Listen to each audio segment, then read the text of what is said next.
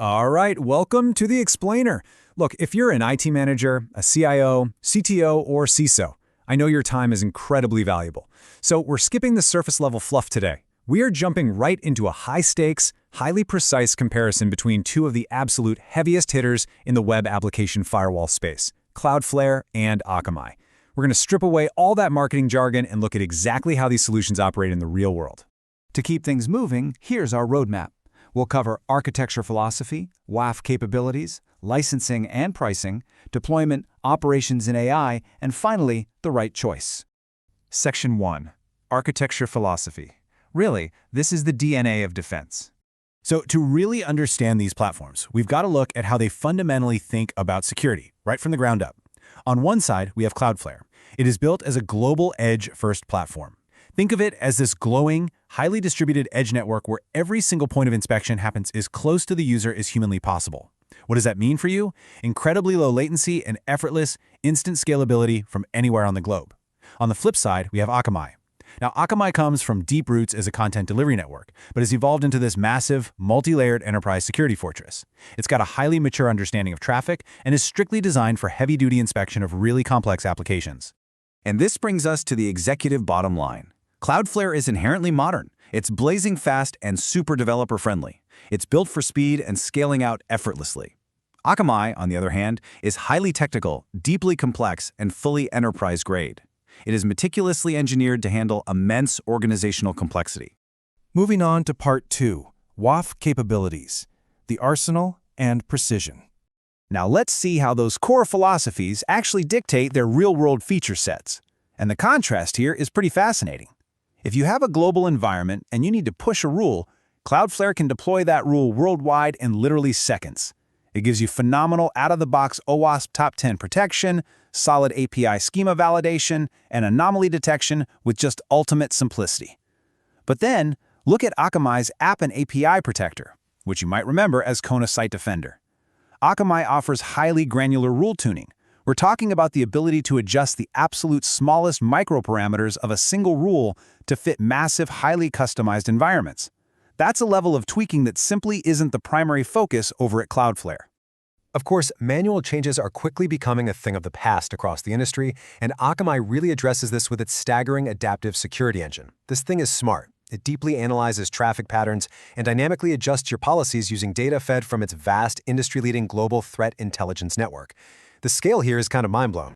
When a new attack happens anywhere on Earth, Akamai ingests the IP, the email, the domain, the attack pattern, and it immediately learns from it to create this continuously evolving defense mechanism.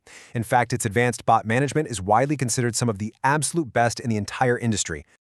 All right, Part 3, licensing and pricing, the investment strategy. Look, we all know transparency and predictability directly impact your ability to plan an IT budget, and Cloudflare operates heavily on transparency. They offer 4 very clear tiers: free, pro, business, and enterprise. Your enterprise pricing is going to depend on traffic, features, and the contract, but it allows for very easy, forward-looking budget planning. Akamai, well, they operate a bit differently. They use custom pricing that's tailored heavily to your specific requirements. It's strictly contract-based, often locking in rates for up to 5 years for optimization. Now, while this offers fantastic long-term flexibility, it does lack that immediate upfront transparency, and honestly, almost always requires validation from your legal team before you can even move forward. So here is the definitive takeaway on pricing. Cloudflare is generally more budget-friendly and highly transparent. That makes it ideal for smaller to medium organizations or really anyone needing predictable costs. Akamai is a premium investment. Yes, it has a higher price tag, but that cost directly correlates to its ability to seamlessly integrate into massive complex systems and offer that granular enterprise control we talked about. Part 4, deployment, the execution and reality. Now, this is where the vendor's promise of speed meets traditional enterprise friction. Looking at the rollout speeds, with Cloudflare, you change a DNS setting and onboarding is basically done. Everything is UI and API driven, getting you up and running in literally minutes or hours. It is lightning fast. With Akamai, deployment runs through their detailed control center. For a simple app, you're looking at a methodical 1 to 2 days. But for a complex enterprise application requiring deep policy tuning and professional services, you are looking at a deliberate timeline spanning several weeks.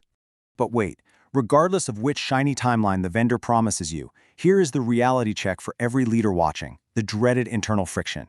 You still need design planning, team syncs, risk assessments, and those rigid change request approvals we all love so much. If you are a heavily process-oriented organization, you need to bake an additional 3 to 4 weeks into your timeline just for your own internal red tape. You can't skip that. Part 5. Operations and AI, the daily grind and DevOps. So, once the platform is actually live, how does it impact your team's day-to-day overhead? Well, Cloudflare is a modern GitOps and DevOps dream. It offers a low-overhead, automation-first approach. You get a strikingly clean, centralized dashboard and a totally robust API ecosystem right out of the box. With seamless Terraform integration and CI/CD pipeline support, it's just built to empower fast-moving, agile teams. Plus, its fast, automated machine learning AI handles bot detection and behavior analysis with incredibly low daily friction. You set it, you optimize it, and it essentially just runs. Contrast this with Akamai's operational reality. Akamai gives you an incredibly detailed control center, but that power demands a dedicated support team to continuously fine-tune it for the absolute best results. You don't just set and forget Akamai. It uses deep, intelligence-driven AI pattern learning to build structured enterprise workflows. But to actually leverage that staggering depth, your team has to actively operate the platform every single day. Now, just for some peace of mind, both of these platforms are unquestionable titans of resilience and disaster recovery.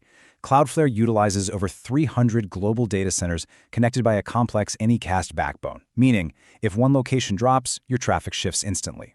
Akamai similarly leverages a massive global network footprint, but they back theirs up with heavy SLA-based uptime commitments, meaning if their network goes down, they literally pay you financial penalties. So, both are exceptionally reliable industry leaders. Part 6. The right choice. Let's get to the final verdict. Let's synthesize all this architectural and operational data into a quick executive matchmaking table. Cloudflare decisively wins for speed, simplicity, and cost optimization. It is absolutely the perfect choice for DevOps-first companies looking for strong, modern integrations and an automation-first lifestyle. Akamai, though, completely dominates in deep enterprise control, granular customization, and advanced threat intelligence. If you're a traditional enterprise managing vast legacy complexity and you require continuous fine-tuning, Akamai is your premium powerhouse. And hey, if you're still kind of trying to weigh these variables, utilize our web-based selection tool. It's a highly practical, immediate next step where you can map your exact environmental requirements, technical complexities, and team capabilities to see which platform technically aligns with your future. But before you sign any vendor contracts, I want to leave you with this provocative thought to take back to your teams. Look internally first and ask, is your organization truly mature enough and staffed enough to manage deep, granular enterprise control?